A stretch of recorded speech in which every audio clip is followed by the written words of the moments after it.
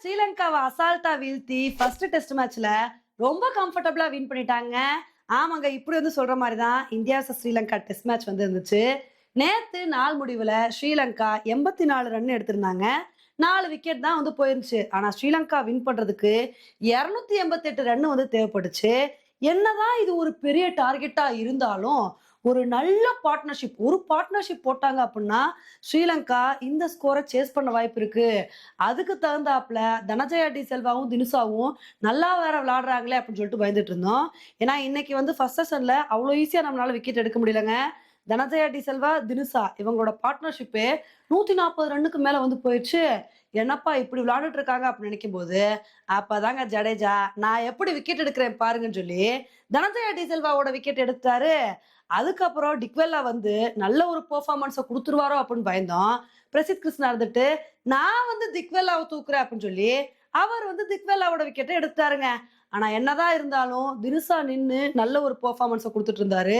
80 ரன்னுக்கு மேல எடுத்தவர் கண்டிப்பா செஞ்சுரி அடிச்சிருவாரோ, ஏதாவது ஒரு நல்ல பெர்ஃபார்மன்ஸை கொடுத்துருவாரோ அப்படின்னு பயந்துட்டு இருந்தோங்க. ஏன்னா போன இன்னிங்ஸ்ல இவர் எந்த மாதிரி ஒரு பெர்ஃபார்மன்ஸை கொடுத்தாருன்னு தெரியும்.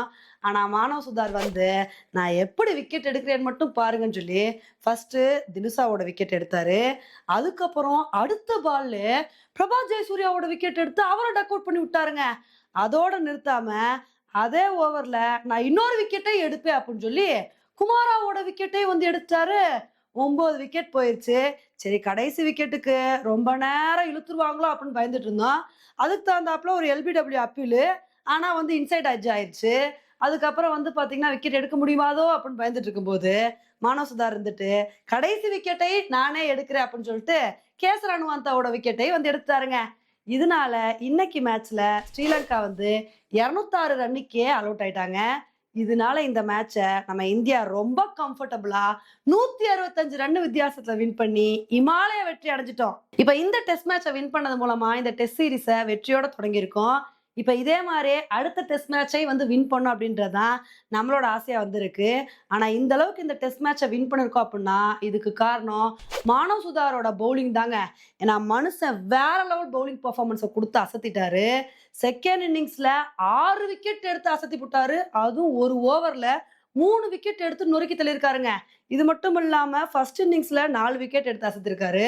மொத்தம் இந்த டெஸ்ட் மேட்ச்ல மட்டும் 10 விக்கெட் எடுத்து பட்டாய கிளப்பியிருக்காருங்க.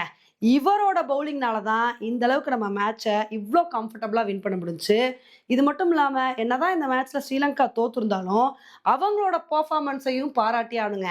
நாங்க தோத்தாலும் அவ்வளோ மோசமாலாம் தோக்க மாட்டோம்.